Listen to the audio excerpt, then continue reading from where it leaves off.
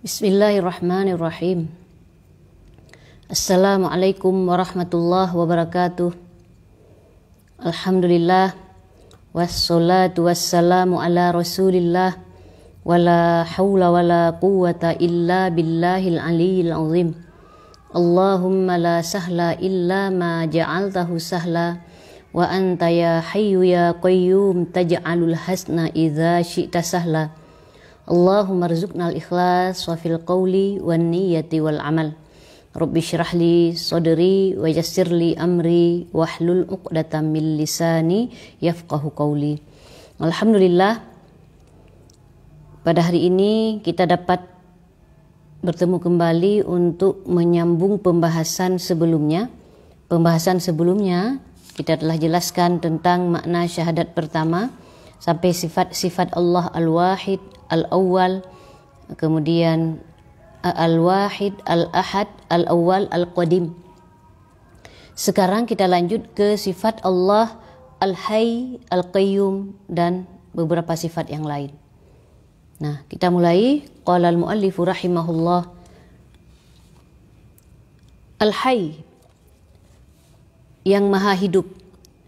Al-Hayy al-muttasifu bihayatin azaliyatin abadiyatin laysat biruhin wa lahmin wa damin wa asabin wa mukhin bal hayatuhu sifatun qadimatun qaimatun bidzatihi ay thabitatun lahu.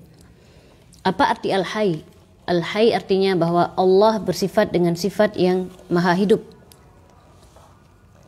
Hidup Allah bersifat dengan hidup yang azali, tidak bermula, dan abadi, tidak berpenghabisan. Bukan dengan ruh, bukan dengan daging, darah, tendon, sumsum. Sifat hidup Allah adalah sifat yang qadim, yang qadim, yang tetap bagi zat Allah. Jadi ketika dikatakan bahwa, ketika disebutkan dalam kitab bahwa Allah disifati dengan sifat hidup, hidup yang azali dan abadi, bukan seperti hidupnya kita. Hidup Allah azali, tidak bermula, abadi, tidak berpenghabisan. Hidupnya kita ada permulaan dan ada penghabisan. Nah, hidup Allah tidak dengan ruh, tidak pakai tendon, tidak pakai sumsum, tidak pakai darah. Sementara hidupnya kita membutuhkan kepada ruh, membutuhkan kepada tendon, membutuhkan kepada sumsum. Jadi kesimpulannya bahwa hidupnya manusia hidup yang membutuhkan kepada yang lainnya, membutuhkan kepada pencipta, membutuhkan kepada susunan-susunan dalam tubuhnya yang diawali, yang bermula dan berakhir.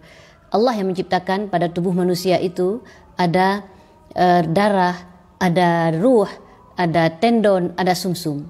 Allah menghendaki manusia hidup dengan ruh. Sementara ada juga makhluk yang lain yang hidup tidak dengan ruh. Manusia yang hidup dengan ruh, hewan hidup dengan ruh, jin hidup dengan ruh, malaikat juga hidup dengan ruh. Ada yang disifati dengan hidup atau tumbuh tapi dia tidak dengan ruh. Seperti contohnya adalah tumbuh-tumbuhan atau batu. Nah, jadi untuk kita ketahui bahwa Allah hidup tidak serupa dengan hidupnya manusia, tidak serupa dengan hidupnya kita. Karena hidupnya Allah tidak ada awalan, tidak ada akhiran, disifati dengan sifat hidup yang azali, tidak bermula dan tidak berpenghabisan, yang tetap pada zat Allah. Nah, itu arti Al-Hayy.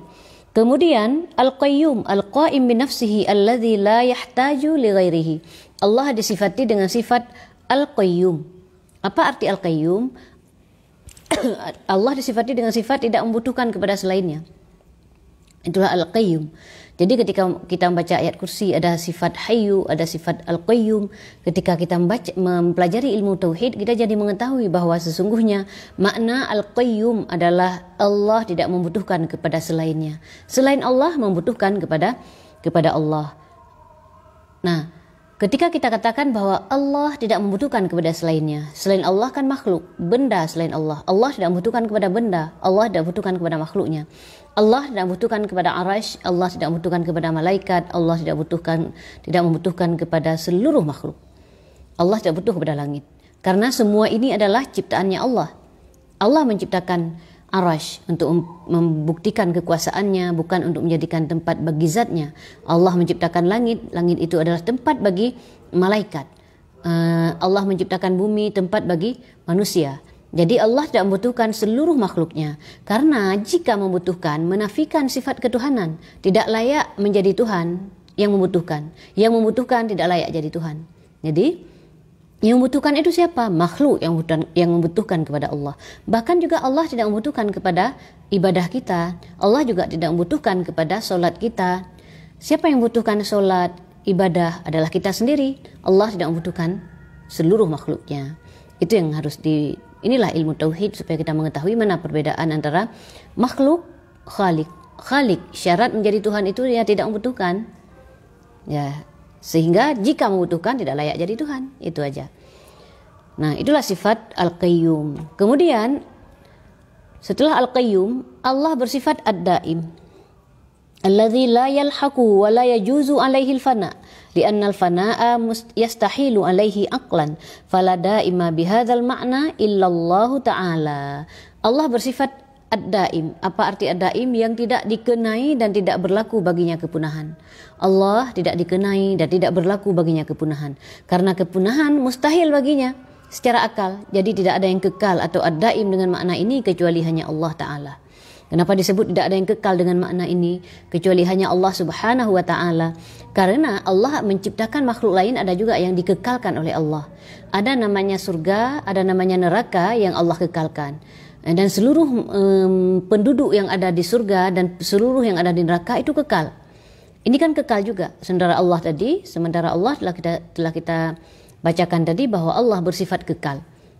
Tidak ada yang kekal dengan makna ini, tidak dilalui kepunahan kecuali hanya Allah. Karena yang lain kekal, dikekalkan oleh Allah. Jadi, kekalnya Allah, tidak ada yang mengekalkan Allah. Karena Allah kekal secara zat. Zatnya yang kekal. Kekalnya surga dan neraka karena Allah mengekalkan. Jadi tidak bingung kita kalau ada orang yang mengatakan, kalau kita mengatakan bahwa ada yang kekal selain Allah, berarti ada dua kekal. Kalau ada dua kekal berarti ada sekutu dong bagi Allah, katanya misalkan. Seperti orang yang ingin menggiring pemikiran untuk menyatakan bahwa surga dan neraka itu tidak kekal. Jadi dibawa ke pikiran mereka yang tidak pakai dalil itu, filsafat misalkan, sebagian seperti itu meyakini bahwa surga dan neraka itu tidak kekal, karena digiring pemikiran orang untuk menyatakan tidak kekal dengan logika bahwa seandainya kekal surga neraka, maka Allah juga kekal, berarti ada sekutu bagi Allah, ada yang kekal selain Allah. Nah, kita menjawab dengan jelas bahwa Allah kekal, tidak ada yang mengekalkan Allah, karena Allah kekal zati, secara zat Allah kekal. Sementara kekalnya surga neraka dikekalkan oleh Allah. Jadi kekalnya itu adalah kekal zamani, bukan zati. Nah, jadi itu kita tidak bingung kalau sudah belajar ilmu akidah secara utuh. Itu. Jadi apa arti ad-daim tadi? Allah tidak dilalui kepunahan. Jadi tidak dikenai, Allah tidak dikenai kepunahan dan tidak karena kepunahan itu mustahil bagi Allah. Itu makna ad-daim. Kemudian al-khaliq allazi abraza wa kawwana jami'al kainati minal adami ilal wujud. Al-khaliq, Allah Maha Pencipta. Apa arti Allah Maha Pencipta? Bahwa Allah yang menampakkan dan menjadikan seluruh makhluknya dari tidak ada menjadi ada. Allah yang menampakkan seluruh makhluk dari tidak ada menjadi ada. Makhluk yang pertama Allah ciptakan, telah kita sampaikan sebelumnya, adalah air. Kemudian Allah menciptakan arasy. Kemudian Allah menciptakan qalam. Kemudian Allah menciptakan lauhul mahfuz. Air yang pertama Allah ciptakan, dari tidak ada apa-apa Allah menciptakan air. Dari tidak ada unsur apapun.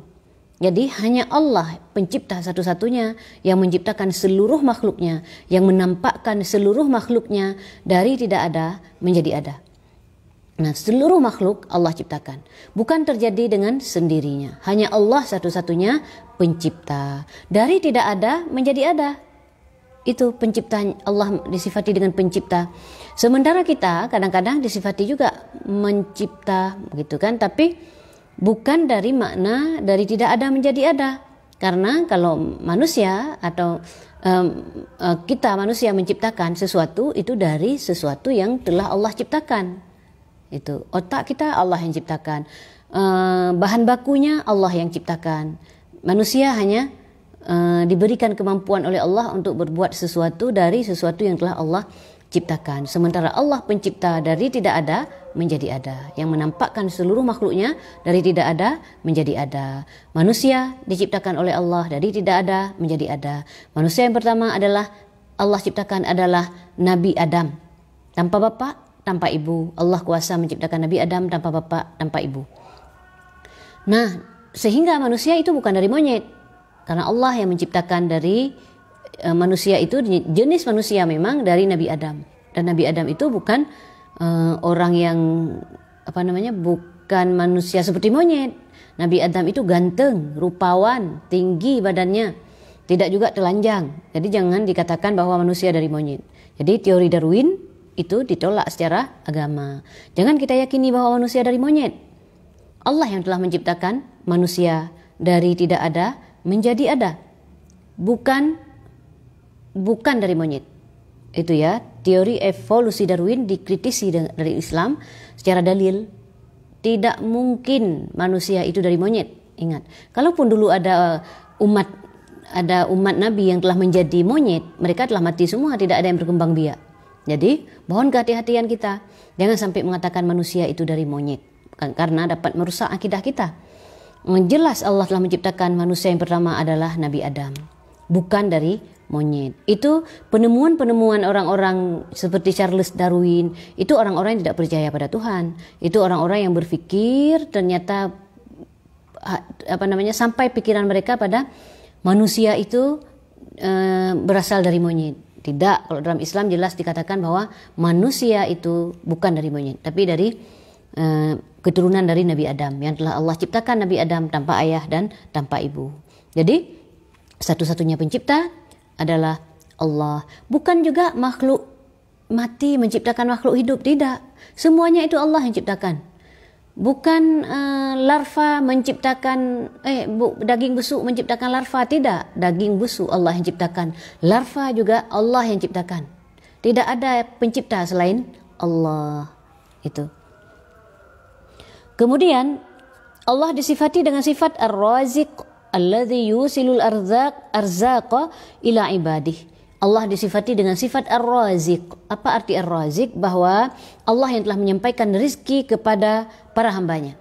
Allah yang telah menyampaikan rezeki kepada para hambanya. Jadi kalau kita telah mengerti konsep bahwa Allah bersifat Ar-Raziq, hanya Allah yang menyampaikan rezeki kepada hambanya, lalu apa yang kita khawatirkan? Apa yang kita risaukan dengan rezeki?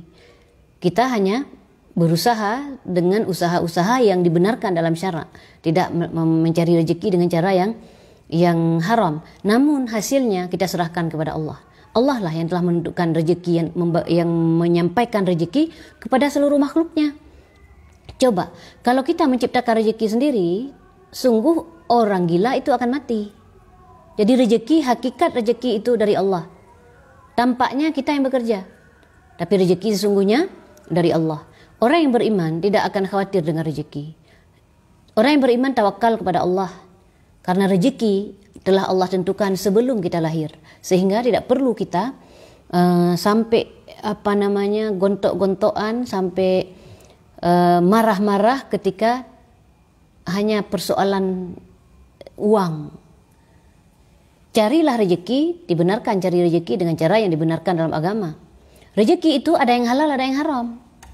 Yang haram, cara mencarinya yang dipertanggungjawabkan kelak di akhirat. Ada yang halal, ada yang haram. Nah, hakikat rezeki dari Allah. Kita hanya bekerja. Belum tentu orang yang kerja keras akan menghasilkan rezeki yang lebih banyak. Ada orang yang kerja keras, tapi hasilnya tidak sama dengan orang yang ternyata yang pekerjaan tidak terlalu besar. Allah yang tentukan. Jadi kalau kita tahu hakikat rezeki, Allah yang telah yang menyampaikan kepada seluruh makhluknya, maka tenanglah hidup kita. Maka kita tidak akan ngoyo dalam hidup, enggak akan merasa ketika orang lain mendapatkan rezeki kita yang sedih, atau tidak akan merasa iri ketika orang lain mendapatkan rezeki. Alimtu anna rizki la ya'kuluhu ghairi fatma'anna bali. Kita mengetahui bahwa rezeki itu tidak dapat dimakan oleh rezeki yang telah ditetapkan oleh Allah kepada kita, tidak akan bertukar. maka tenanglah hati kita. Sebagaimana yang terjadi pada seorang ulama, beliau itu sedang makan anggur, setangkai anggur yang beliau makan satu persatu beliau makan.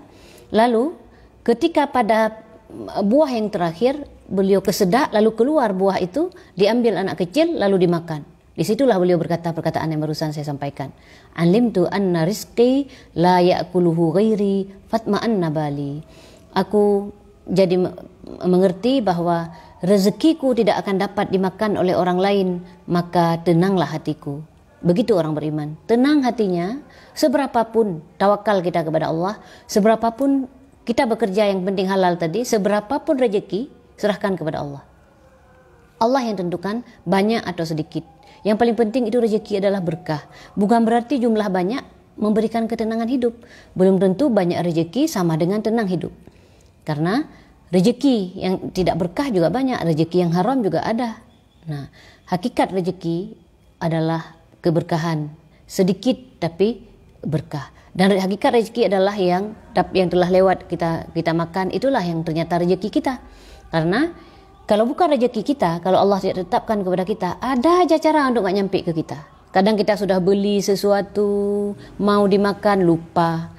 Kadang kita mau beli nggak sempat makan. Ada orang yang dengan uang sedikit dia makan dengan enaknya misalkan. Jadi hakikatnya adalah yang telah lewat untuk kita nikmati itu adalah rezeki.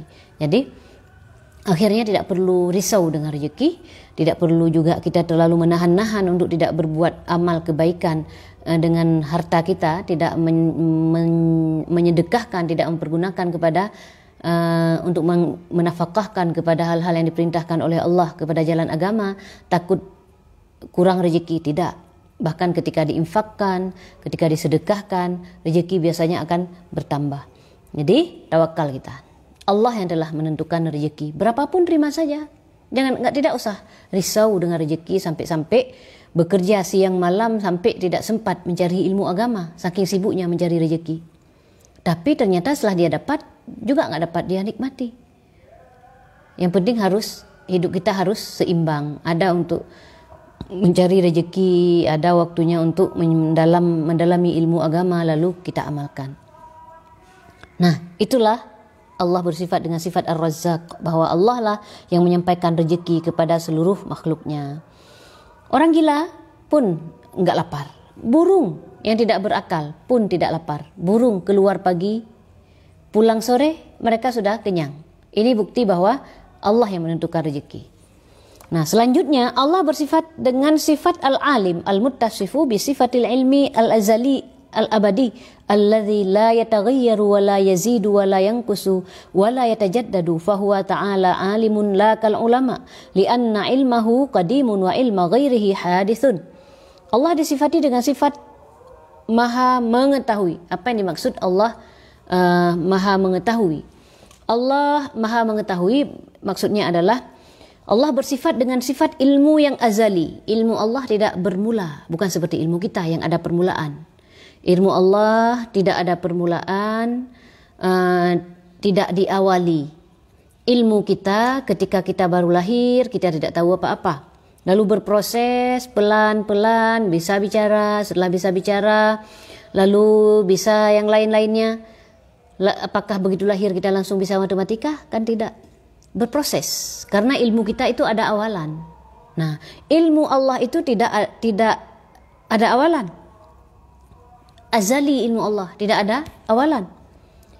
Abadi dan tidak berpenghabisan.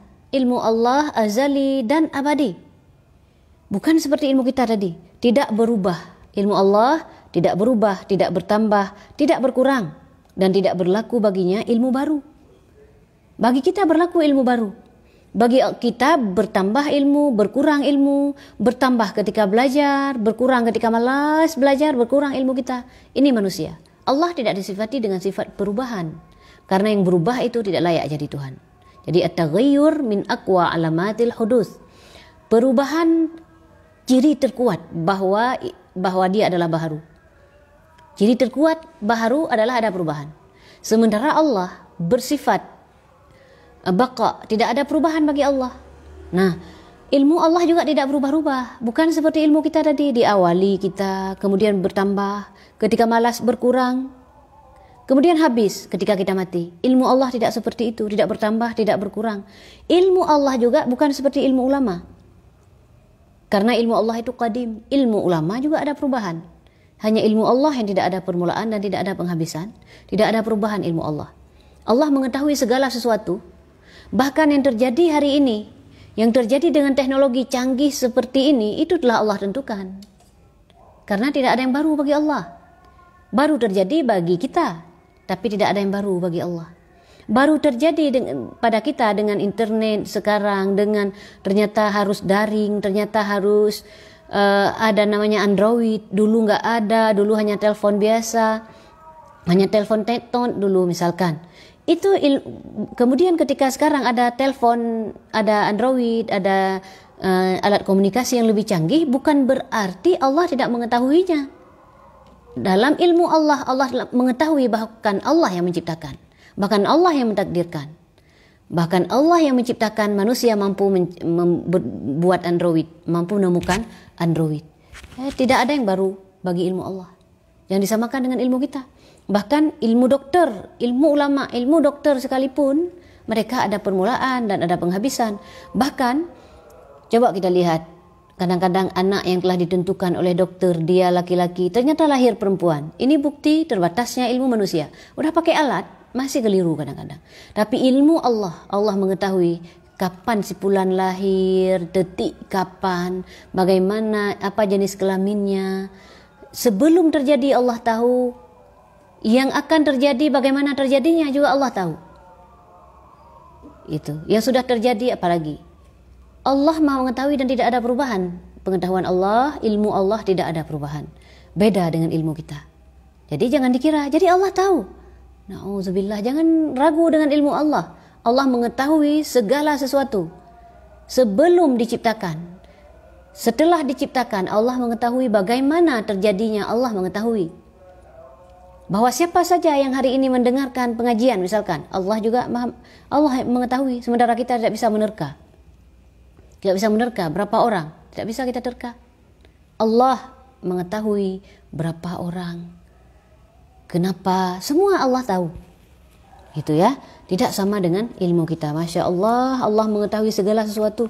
Allah mengetahui dengan ilmunya, zatnya sendiri. Allah mengetahui zatnya dengan ilmunya yang azali. Kita, zat kita saja kita tidak mengetahui.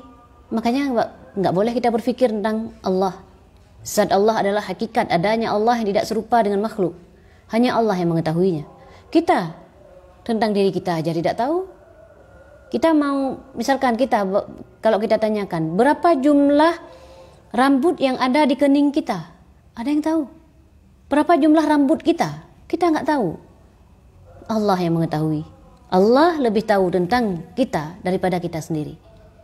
Nah, Allah mengetahui tentang diri kita. Allah mengawasi kita. Nah, ilmu kita, Masya Allah, tidak ada bandingan sama sekali dengan ilmu Allah yang begitu luas, yang tidak ada awalan dan tidak ada penghabisan ilmunya Allah. Ilmunya manusia, kena pikun aja udah ada lupa, hilang ilmunya. Gitu. Jadi, begitu pemahaman bahwa ilmu Allah azali, abadi.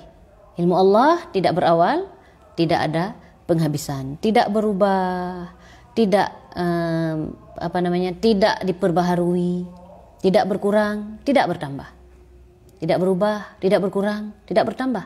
Begitu ilmu Allah, tidak serupa dengan ilmu kita, karena Allah dengan sifat-sifatnya berbeda dengan makhluk. Allah berbeda dengan seluruh makhluknya. Nah, kemudian Allah bersifat dengan sifat Al-Qadir. Apa arti Al-Qadir? Al-muttasifu bil qudrati tammati wa qudratullahi sifatun azaliyatun abadiyatun yu'athirullahu biha fil mumkinati ay fi kulli ma yajuzu fil aqli wujuduhu taratan wa adamuhu taratan ukhra fabiha yujidu wa yu'dimu. Nah, apa arti Allah Al-Qadir atau Maha Kuasa? Allah Maha Kuasa. Allah bersifat dengan kuasa yang sempurna. Allah bersifat dengan kudrah atau kuasa yang sempurna. Kuasa Allah adalah sifat yang azali. Kuasa Allah adalah sifat yang azali, tidak bermula dan abadi, tidak berpenghabisan. Segala sesuatu yang lalu dengan sifat itu, jadi kudrah Allah tadi azali, abadi. Dengan sifat itu, dengan sifat kudrah itu, Allah memberikan pengaruh terhadap segala mungkinat, yakni segala sesuatu yang menurut akal diterima adanya dalam satu kesempatan dan ketiadaannya dalam kesempatan yang lain. Jadi dengan sifat tersebut Allah mengadakan dan meniadakan segala mungkinat. Apa maksudnya? Nah, Allah Maha Kuasa, kuasa Allah adalah kuasa yang sempurna. Kuasa Allah, kuasa yang sempurna. Nah, ketika disebut kuasa Allah, kuasa yang sempurna, memberikan pengaruh kepada segala yang mungkinat. Apa yang mungkinat? Mungkinat adalah segala sesuatu yang adanya kali waktu tertentu diterima oleh akal dan tidak adanya kali waktu yang lain juga diterima oleh akal. Ini namanya mungkinat. Nah, kuasa Allah berpengaruh pada yang mungkinat. Adanya kali waktu tertentu diterima oleh akal sehat. Tidak adanya kali waktu yang lain diterima oleh akal sehat. Itulah mungkinat. Jadi, kuasa Allah berpengaruh pada ini. Kuasa Allah sempurna. Allah kuasa menciptakan segala sesuatu yang menurut akal kita bahkan tidak mungkin Allah kuasa menciptakan sesuatu, tapi yang mungkinat. Kuasa Allah tidak berkaitan dengan yang mustahil. Kuasa Allah hanya berkaitan dengan yang mungkin akal atau mungkinat. Kita ulangi. Mungkinat adalah, untuk kita lebih gampang memahami, mungkinat adalah segala pada makhluk, segala yang terjadi pada makhluk. Sesuatu yang adanya sebelumnya tidak ada, semuanya itu mungkinat. Sesuatu yang adanya sebelumnya tidak ada, lalu sesuatu itu baru ada, ini namanya mungkinat. Karena mungkinat artinya adalah kali waktu tertentu ada, kali waktu yang lain tidak ada. Manusia contohnya kita. Kita kali waktu tertentu ada, kali waktu yang lain tidak ada. Sebelum kita lahir, kita ada? Tidak ada. Kita ada setelah kita lahir, sebelumnya tidak ada. Kita mungkin akal berarti. Karena ada dan tidak ada diterima oleh akal sehat. Ada orang yang belum lahir.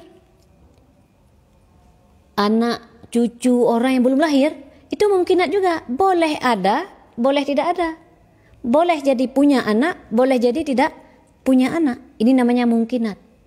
Jadi kuasa Allah berpengaruh kepada yang mungkinat. Dengan ini Allah mengadakan dan meniadakan yang mungkinat tadi.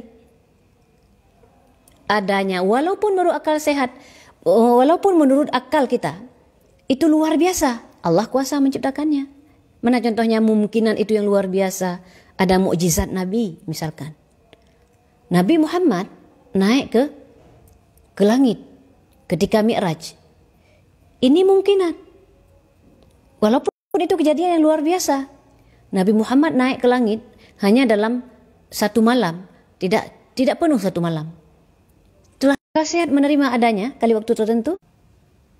Oh ya, mohon maaf tadi berhenti sejenak, berhenti karena sinyal. Jadi udah kita pahami bahwa mungkinat adalah segala sesuatu yang akal sehat menerima adanya kali waktu tertentu dan tidak adanya kali waktu yang lain. Baik itu yang kejadian yang biasa atau yang luar biasa. Kejadian yang biasa pada mungkinan yang menurut kita lahir orang, menurut kita biasa kita lihat mungkin. Tapi ada yang luar biasa yang terjadi, mukjizat-mukjizat para nabi. Mukjizat para nabi kan luar biasa. Kejadian yang luar biasa. Baik itu kejadian yang biasa ataupun luar biasa. Akal sehat menerima adanya. Walaupun Nabi naik ke langit ketika Mi'raj, akal sehat menerima. Walaupun ada Rasulullah bisa mukjizat Nabi Musa bisa membelah laut, akal sehat menerima adanya. Baik yang biasa atau yang luar biasa. Semua itu adalah mungkinat. Biasakah dia atau luar biasa? Allah kuasa menciptakan. Seandainya Allah tidak menciptakan langit Ya, Allah kuasa menciptakan langit dan bumi, Allah kuasa. Karena itu mungkinan. Allah menciptakan manusia lahir dari satu ibu 100 orang, Allah kuasa. Karena ada yang biasa, ada yang luar biasa mungkinan itu. Kuasa Allah berkaitan dengan yang mungkinan. Kuasa Allah tidak berkaitan dengan yang mustahil. Kalau mungkin tadi akal sehat menerima adanya kali waktu tertentu sesuatu itu, dan tidak adanya kali waktu yang lain diterima oleh akal sehat. Kalau mustahil, akal sehat tidak menerima keberadaan sesuatu itu. Akal sehat tidak menerima keberadaan sesuatu itu. Mustahil akal. Segala yang mustahil bagi Allah, akal sehat tidak terima adanya. Segala yang mustahil bagi Allah, akal sehat tidak terima adanya. Karena tadi apa definisi mustahil akal? Sesuatu yang akal sehat tidak menerima keberadaannya. Adanya sesuatu itu tidak diterima oleh akal sehat. Lalu, karena kita katakan bahwa yang mustahil akal adalah akal sehat tidak menerima keberadaannya, di antaranya adalah yang mustahil bagi Allah, mustahil akal menerimanya. Mustahil bagi Allah beranak. Akal sehat tidak menerima bahwa Allah itu beranak. Akal sehat tidak menerima bahwa Allah itu punah. Akal sehat tidak menerima bahwa Allah itu ada sekutu baginya. Tidak diterima oleh akal sehat. Akal sehat tidak menerima bahwa Allah itu mati. Tidak diterima oleh akal sehat. Ini semua mustahil bagi Allah. Akal sehat tidak menerimanya. Mana sih akal sehat? Akal sehat adalah akal yang menjadi saksi kebenaran agama. Kebenaran dalil-dalil agama. Sehingga akal kita ini, akal orang Islam ini, dia akan tunduk pada dalil. Ini akal sehat namanya. Tapi kalau akal yang tidak tunduk pada dalil, akal ini akal yang tidak sehat.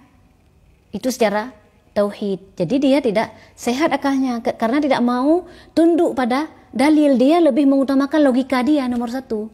Siapa sih kita? Logika kita nggak bisa menjadi dalil. Begitu. Jadi dalil ada, lalu akal sehat ini menjadi saksi atas benarnya dalil. Kalau sekarang kita kaitkan, ketika kita katakan Allah kuasa Allah berkaitan dengan yang mungkin akal, baik itu yang biasa terjadi atau yang luar biasa, tidak berkaitan dengan yang mustahil akal. Kita sebutkan tadi mustahil akal sehat tidak menerima sesuatu itu. Contohnya sekutu bagi Allah. Oleh karena kuasa Allah tidak berkaitan dengan yang mustahil akal sehat tidak terima adanya, tentu saja kita tidak boleh bertanya pertanyaan yang mustahil akal ini kita kaitkan dengan kudrah Allah. Tidak boleh. Tidak boleh kuasa Allah dikaitkan dengan yang mustahil akal. Contohnya apa? Kalau orang berkata misalkan, dia bilang, na'udzubillah, ini pertanyaan dicatat, tidak boleh ditanyakan. Bila ditanyakan bisa menyebabkan kekufuran. Dijawab iya, tidak boleh. Dijawab tidak, juga tidak boleh. Ada orang berkata seperti ini. Kuasakah Allah menciptakan sekutu baginya? Dia bilang, na'udzubillah. Dibilang, kuasakah Allah menciptakan sekutu baginya? Ingat, udah kita bangun tadi konsep bahwa sekutu adalah mustahil bagi Allah. Akal sehat tidak menerima ada sekutu bagi Allah. Lalu karena akal sehat tidak menerima ada sekutu bagi Allah, kuasa Allah, karena ini berkaitan dengan sifat kudrah Allah, kuasa Allah tidak berkaitan dengan mustahil akal. Itu jawabnya. Kuasa Allah tidak berkaitan dengan mustahil akal. Sehingga pertanyaan Allah, apakah Allah kuasa menciptakan sekutu baginya? Ini pertanyaan yang salah. Ini pertanyaan mustahil bagi Allah, tidak boleh ditanyakan. Karena kuasa Allah tidak berkaitan dengan yang mustahil. Kuasa Allah itu berkaitan hanya dengan yang mungkin akal. Kuasa Allah hanya berkaitan dengan yang mungkin akal, tidak berkaitan dengan yang mustahil akal. Itu. Jangan bertanya, kuasa tidak Allah menciptakan sekutu baginya. Akal sehat tidak akan terima. Karena Allah tidak ada sekutu baginya. La syarikalah. Allahu wahidun. La syarikalah. Allah itu esa, tidak ada sekutu baginya. Ada sekutu bagi Allah berarti mustahil. Mengaitkan kuasa Allah dengan sesuatu yang mustahil tidak boleh. Karena kuasa Allah tidak berkaitan dengan yang mustahil akal. Akal saya tidak akan menerima ada sekutu bagi Allah. Ngapain ditanyakan? Kemudian pertanyaan ini juga keliru dari segi ketika ditanyakan kuasa tidak Allah menciptakan sekutu. Sesuatu yang diciptakan itu tidak layak jadi Tuhan. Pertanyaan macam apa ini? Sesuatu yang diciptakan tidak layak jadi Tuhan karena Allah itu ada tanpa awalan. Ini bukti yang bertanya tidak paham tentang akidah. Ini yang bertanya biasanya orang orientalis. Biasanya orang-orang yang ingin mengeluarkan orang Islam dari akidah yang benar. Oleh karena itu perlu kehati-hatian kita. Jangan kebawa. Jangan kita terlalu kagum pada logika sehingga lupa tentang pokok-pokok akidah. Hati-hati karena kekufuran itu bisa terjadi setiap saat kalau kita tidak hati-hati dengan akidah kita. Nah, kuasa Allah, saya ulang, berkaitan dengan yang mungkin akal. Apa mungkin akal? Sesuatu yang adanya kali waktu tertentu diterima oleh akal sehat, tidak adanya kali waktu yang lain diterima oleh akal sehat. Baik itu yang luar biasa atau yang biasa terjadi. Kita lahir biasa mungkin, tapi ada orang lahir tanpa ayah dan ibu seperti Nabi Adam, Allah kuasa. Nabi Isa lahir tanpa Bapa, Allah juga kuasa. Karena itu adalah mungkin akal, sesuatu yang diterima oleh akal sehat. Adanya kali waktu tertentu diterima, tidak adanya kali waktu yang lain diterima oleh kuasa Allah. Itu tidak boleh. Itu bisa menyebabkan orang murtad. Nah, sekarang kita masuk ke Allah Maha Kuasa tadi. Kemudian yang kuasa mewujudkan segala apa yang Ia kehendaki. Allah kuasa mewujudkan segala yang apa yang Ia kehendaki. Allah tabaraka wa ta'ala kuasa menjadikan apa yang Ia kehendaki, yakni mengadakan apa yang Ia kehendaki pada azal keberadaannya. Jadi Allah tabaraka wa ta'ala tidak ada sesuatu pun yang melemahkannya dari hal tersebut. Tidak ada yang dapat melemahkan kuasa Allah.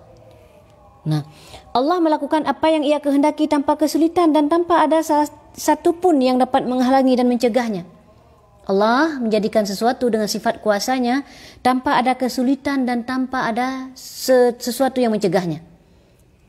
Tadi kita katakan bahwa kuasa Allah berkaitan dengan yang mungkin akal. Nah, karena kuasa Allah berkaitan dengan yang mungkin akal, maka Allah kuasa menjadikan apa yang Ia kehendaki pada azal adanya, tanpa ada yang dapat menghalanginya, tanpa ada yang dapat mencegahnya. Tidak ada yang dapat mencegah kuasa Allah. Kalau Allah, jika Allah telah berkehendak untuk mengadakan sesuatu itu, maka akan ada. Dan jika Allah tidak menghendakinya, maka tidak akan ada dan terjadi. Misalkan, ada orang ingin anaknya itu lahir pada tanggal 17 Agustus. Jika Allah berkehendak, maka akan terjadi. Jika Allah tidak berkehendak, tidak akan terjadi. Ada yang kehendak seseorang itu ternyata sesuai dengan kehendak Allah. Misalkan, dia berkehendak anaknya lahir pada tanggal 17 Agustus, lalu dia datang ke dokter, dokter ada di operasi, lahirlah anak pada tanggal 17 Agustus. Pertanyaannya, ini kehendak siapa? Ini kehendak Allah, bukan kehendak, walaupun orang tuanya ada kehendak, tapi karena Allah berkehendak, maka terjadi. Seandainya ada orang juga yang sama, ingin lahir anak pada tanggal 17 Agustus, lalu dia ke dokter. Sampai di dokter, ternyata dokternya tidak ada, dokter sedang berlibur. Karena dokter sedang berlibur, maka tidak jadilah lahir anak-anaknya pada tanggal 17 Agustus. Atau mungkin dokternya sedang ada musibah, atau mungkin si ibu ini yang tidak bisa keluar rumah. Karena si ibu ini yang mengalami musibah, katakanlah ada orang terdekat meninggal, tidak bisa mau lahir anak karena bukan lahir yang normal, tidak jadi. Ini semua terjadi atas kehendak Allah. Walaupun sesungguhnya tadi ada dua kejadian. Yang satu terwujud kehendaknya. Apakah karena kehendak dia saja? Bukan, karena Allah berkehendak. Jika kehendak dia ternyata sesuai dengan kehendak Allah, maka terjadi. Jika kehendak dia tidak sesuai, maka tidak akan terjadi. Yang ada bagi kita adalah bersabar. Tidak boleh bagi kita untuk menolak atau mencaci atau menentang kehendak Allah. Kuasa Allah tidak ada yang bisa menghalanginya. Tidak ada suatu pun yang dapat melemahkan kuasa Allah. Walaupun seluruh dunia berdoa, kalau Allah tidak berkehendak, tidak akan terjadi. Kehendak Allah tidak ada yang dapat melemahkannya. Tidak wajib juga bagi Allah untuk mengabulkan semua doa. Tidak wajib. Tidak wajib bagi Allah untuk mengabulkan semua doa kita. Karena tadi Kalau Allah telah kehendaki pada azal memang doa kita diterima, maka diterima. Kalau tidak diterima, bukan berarti tidak diterima doa sama dengan Allah tidak meridhai kita, tidak. Doa Nabi Muhammad saja ada yang tidak Allah kabulkan. Rasulullah kan berdoa tiga. Salah satunya tidak dikabulkan.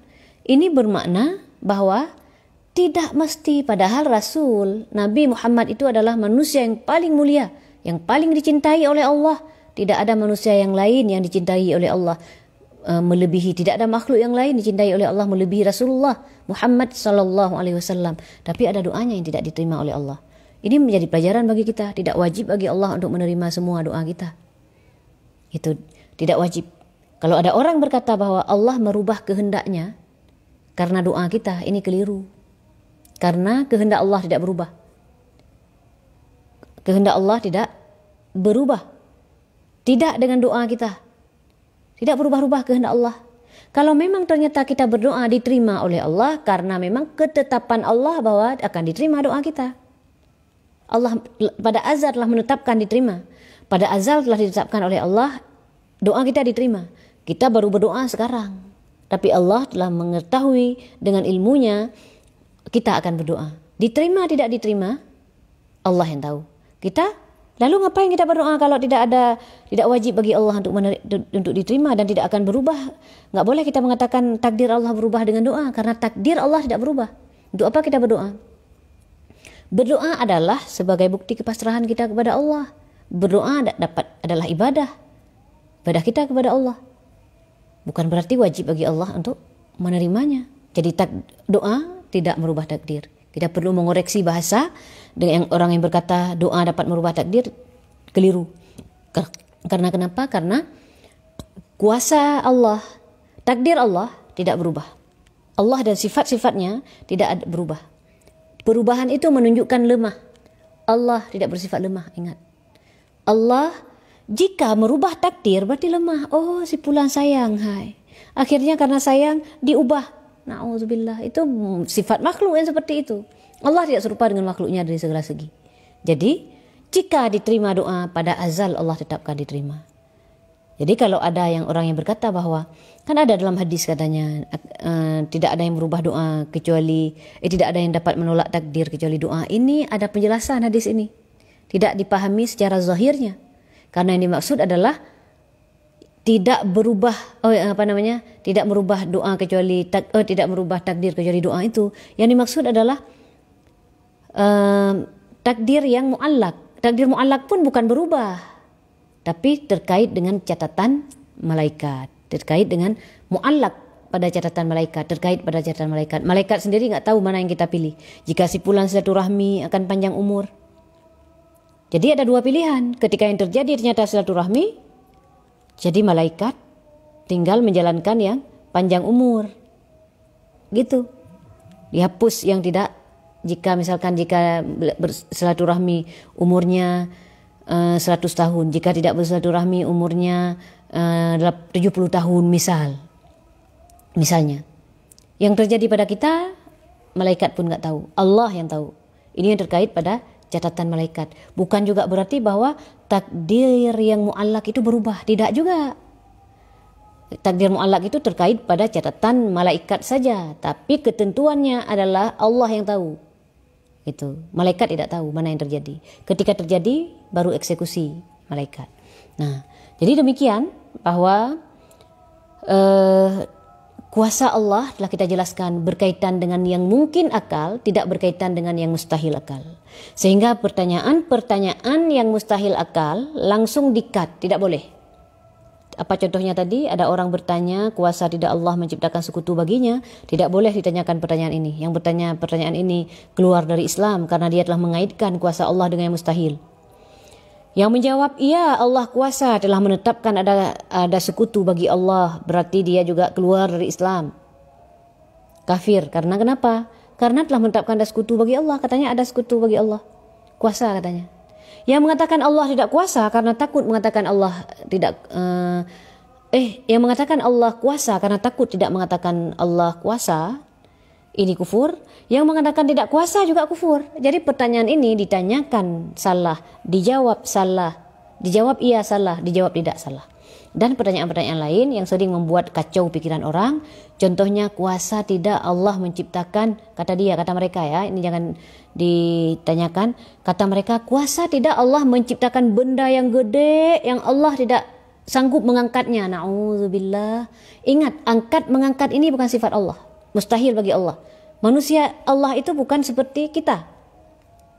Mengangkat sesuatu yang gede, menciptakan makhluk yang gede yang Allah tidak mampu. Tidak mampu saja ini sudah sifat mustahil bagi Allah. Ingat, kuasa Allah tidak berkaitan dengan yang mustahil. Pertanyaan awal aja udah salah, karena kenapa? Dia membayangkan Allah itu seperti manusia yang ada tangan mengangkat sesuatu, kalau berat nggak sanggup, itu dibayangkan. Ini sifatnya manusia yang mengangkat. Ini mustahil bagi Allah. Makanya kita bilang tadi, kuasa Allah tidak berkaitan dengan yang mustahil akal. Tidak boleh bertanya Allah kuasa tidak mengangkat sesuatu, yang menciptakan sesuatu yang Allah tidak mampu mengangkatnya. Kata-kata tidak mampu ini kan mustahil bagi Allah. Pertanyaan ini, cara kita menjawab adalah ini pertanyaan yang keliru. Pertanyaan yang keliru. Tidak ada sifat mengangkat pada Allah, ngapain ditanyakan? Seperti pada batu tidak ada sifat cerdas pada batu, ngapain kita tanyakan batu ini cerdas apa bodoh? Pada batu tidak ada sifat cerdas, tidak ada sifat bodoh, ngapain ditanyakan? Yang bertanya yang bodoh. Kalau menanyakan batu ini cerdas apa bodoh enggak ya? Gimana mau kita jawab karena tidak ada sifat cerdas pada batu? Demikian juga kepada Allah lebih-lebih lagi.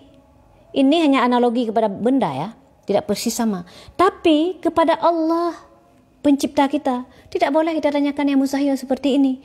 Kuasa tidak, katanya. Allah menciptakan benda, yang benda itu tidak mampu diangkat. Mengangkat, bukan sifat Allah. Ngapain kita tanyakan sesuatu yang sifat yang tidak ada pada Allah, tidak boleh dipertanyakan. Mustahil akal tidak diterima oleh akal sehat, sesuatu yang akal sehat tidak menerimanya. Jangan dipertanyakan sesuatu yang mustahil bagi Allah. Ini iman.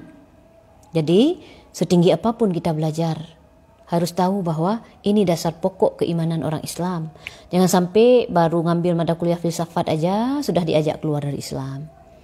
Baru ngambil pelajaran filsafat ilmu udah dikatakan bahwa udah dikocok-kocok logikanya, udah dibilang, udah ditanyakan pertanyaan-pertanyaan yang tidak boleh ditanyakan kepada Allah. Kita orang Islam belajar ilmu akidah, lalu kita mempertahankan akidah kita dengan dalil-dalil. Dalil akli, dalil nakli sudah diajarkan oleh para ulama. Untuk kita yakini kebenarannya, untuk kita mempertahankan akidah kita. Ingat, tidak ada jaminan bahwa orang yang lahir dalam keadaan muslim akan mati dalam keadaan muslim.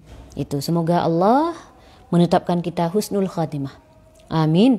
Semoga ke depan kita bisa bertemu kembali dalam pembahasan tentang fikih sebagaimana biasa. Ini kita selangi dengan tauhid beberapa kali. Terima kasih atas udah bergabung, udah nonton. Insya Allah lain kali kita sambung kembali. Semoga bermanfaat bagi kita semua. Bagi kita orang Islam wajib mempelajari ilmu tauhid. Saya masih ingat perkataan Tengku dulu bahwa menyahanjir ilmu tauhid salah tamarid je ke kafe, itu ternyata hampir-hampir benar, karena kita lihat banyak di apalagi dengan media sosial sekarang, anak-anak pegang HP, pegang Android di tangan, jadi dia buka Google, buka apapun sumber-sumber nggak jelas, kata-kata kufur di sana banyak kata-kata kufurnya. Bertebaran kata-kata kufur di mana-mana, tapi dia tidak tahu bahwa itu kata-kata kufur. Bahkan ada orang sekarang menganggap mengucapkan Natal itu biasa saja. Kan itu bahaya, ya. Ingat, tidak boleh orang Islam mengucapkan Selamat Natal. Karena kenapa? Karena itu perayaan-perayaan orang kafir yang untuk kesyirikan. Kan itu dalam Natal itu dia merayakan tentang hari lahir yang mereka anggap Tuhan. Ngapain kita mengucapkan selamat? Kepada orang pelaku maksiat aja kita nggak akan mengucapkan selamat ya Anda telah mencuri, selamat ya Anda telah berzina, misalkan, nggak mungkin. Bagaimana lagi kepada orang yang berlaku syirik kepada Allah. Tentu kita nggak akan meridhai itu. Meridhai kekufuran, hukumnya kufur. Meridhai kemaksiatan, hukumnya maksiat. Demikian, terima kasih. Kita tahlil. La ilaha illallah, la ilaha illallah, la ilaha illallah. Allahumma salli ala sayyidina Muhammad wa ala alihi wa sahbihi wa sallim. Allahumma salli ala sayyidina Muhammad wa ala alihi wa sahbihi wa sallim. Allahumma salli ala sayyidina Muhammad wa ala alihi wa sahbihi wa sallim. Rabbighfirli walil mu'minina wal mu'minat. Rabbighfirli walil mu'minina wal mu'minat. Rabbighfirli walil mu'minina wal mu'minat. Assalamualaikum warahmatullahi wabarakatuh.